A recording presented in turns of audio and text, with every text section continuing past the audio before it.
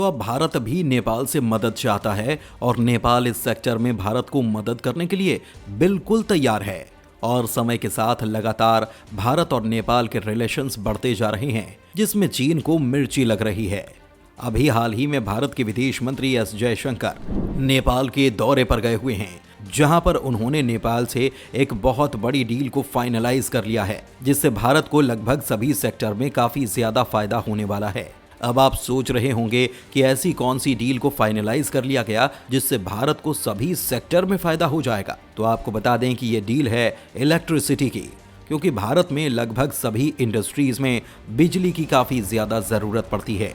इससे भारत काफी समय से बिजली आपूर्ति के लिए नए नए देशों की तलाश कर रहा था और हमारे लिए फाइनली खुशखबरी आ चुकी है, क्योंकि भारत के विदेश मंत्री एस जयशंकर ने इस डील को नेपाल के साथ फाइनलाइज कर लिया है।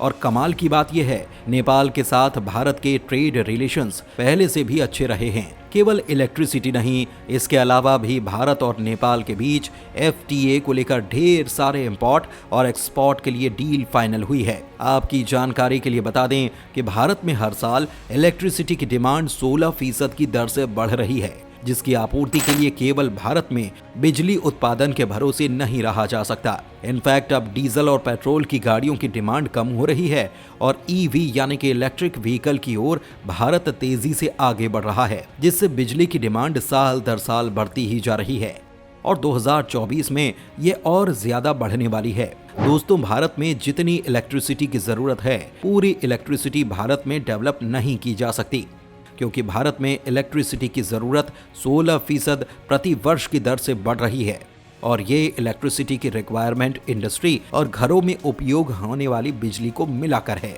लेकिन इस साल यानी कि 2024 में इलेक्ट्रिक व्हीकल के बढ़ने की वजह से इसकी रिक्वायरमेंट और ज़्यादा बढ़ने वाली है।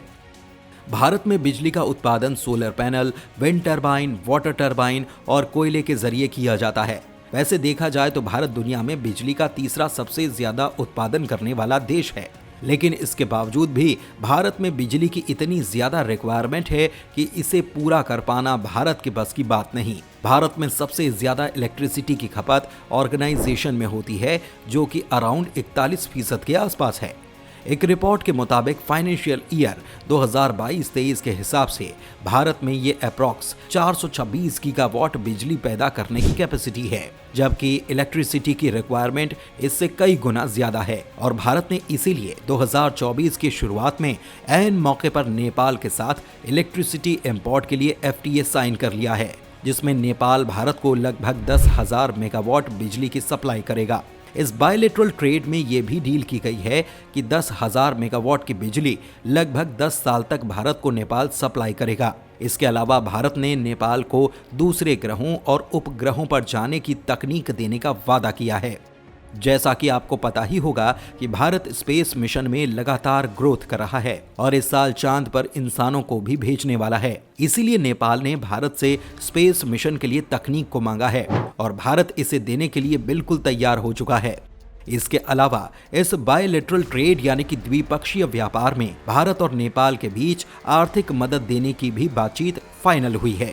यानी हम कह सकते हैं कि नेपाल और भारत के बायलैटरल ट्रेड के रिलेशन काफी ज्यादा मजबूत होते चले जा रहे हैं। इससे जाहिर है कि चीन समेत सभी अरब देशों को मिर्ची तो जरूर लगी होगी, क्योंकि भारत के द्वारा नेपाल के साथ की गई ये कोई छोटी मोटी डील नहीं है, बल्कि लगभग 10 सालों तक की डील है। देखिए, इससे पहले 2023 के सितंबर महीने में जब नेपाल को चीनी की जरूरत पड़ी थी, तो भारत ने नेपाल को भरपूर मात्रा में चीनी की सप्लाई शुरू की थी और तब से लेकर अब तक दुनिया के बड़े बड़े देश भारत से एफटीए यानी कि फ्री ट्रेड एग्रीमेंट साइन कर लेना चाहते हैं, क्योंकि अब सभी देशों को अंदाजा हो चुका है कि भारत बहुत बड़ा बाजार है, जहां पर किसी भी बिजनेस में आसानी से मुनाफा कमाया जा सकता है। इसके अलावा भी भारत को एक और बहुत बड़ा फायदा होने वाला है, क्योंकि भारत दुनिया के कई देशों को टॉयज यानी कि खिलौने का एक्सपोर्ट करता है और कमाल की बात यह है कि टॉय के सेक्टर में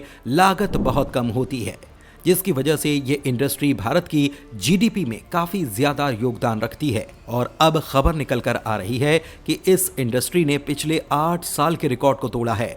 और अगर पिछले 8 साल का डेटा देखा जाए तो टॉय एक्सपोर्ट सेक्टर में 239% की बढ़ोतरी दर्ज की गई है। वैसे खिलौने एक्सपोर्ट के मामले में चीन नंबर 1 पर आता है और दूसरे नंबर पर यूनाइटेड स्टेट का नाम आता है। लेकिन अब भारत की खिलौना इंडस्ट्री जिस तेजी के साथ आगे बढ़ रही है, इससे जल्द ही चीन और यूनाइटेड स्टेट को बड़ा सबक मिलने वाला है। देखिए, भारत में बने खिलौने थोड़े महंगे जरूर होते हैं, पर उनकी क्वालिटी सबसे ज्यादा बेहतर होती है और भारत अपनी क्वालिटी के लिए ही पूरे मिडिल ईस्ट में जाना जाता है।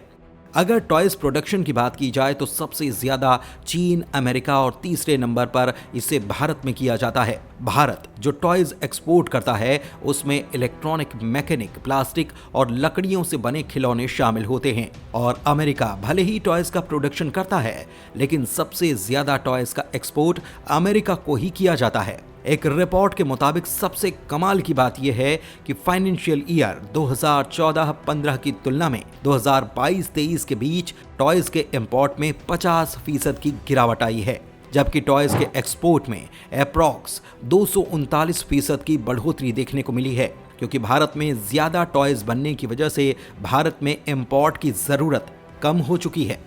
यानी 2025 तक अगर आप दुनिया के किसी भी देश में जाएंगे तो आपको सबसे ज्यादा मेड इन इंडिया की छाप वाले खिलौने देखने को मिलेंगे, क्योंकि भारत के खिलौने वाली इंडस्ट्री काफी ज्यादा तेजी से ग्रोथ कर रही है। आपको बता दें कि टॉयज को बनाने के लिए जिन रॉ मटेरियल की रिक्वायरमेंट होती है वो सभी भारत में ही अवेलेबल हैं, जिससे भारत को किसी बाहरी इंपोर्ट पर डिपेंड रहने की जरूरत ही नहीं और इससे दूसरे देशों को रॉ मटेरियल के लिए दी जाने वाली पूंजी बच जाती है, जिससे मुनाफा बढ़ जाता है। और दूसरी सबसे अच्छी बात यह है कि टॉयज के एक्सपोर्ट के लिए भारत को ऑस्ट्रेलिया और यूनाइटेड स्टेट्स समेत लगभग पूरे मिडिल ईस्ट देशों का फ्री मार्केट एक्सेस भी मिला हुआ है, जिससे भारत इन देशों को ड्यूटी फ्री टॉयज एक्सपोर्ट कर पाता है। जानकारों का मानना है कि फाइनेंशियल ईयर 2014-15 में टॉयज एक्सपोर्ट 9.6 करोड़ डॉलर का था, जबकि 22-23 में एक्सपोर्ट 30.6 करोड़ डॉलर का हो गया और 2025 तक ये इंडस्ट्री अप्रॉक्स 50 करोड़ डॉलर्स के होने का अनुमान लगाया जा रहा है।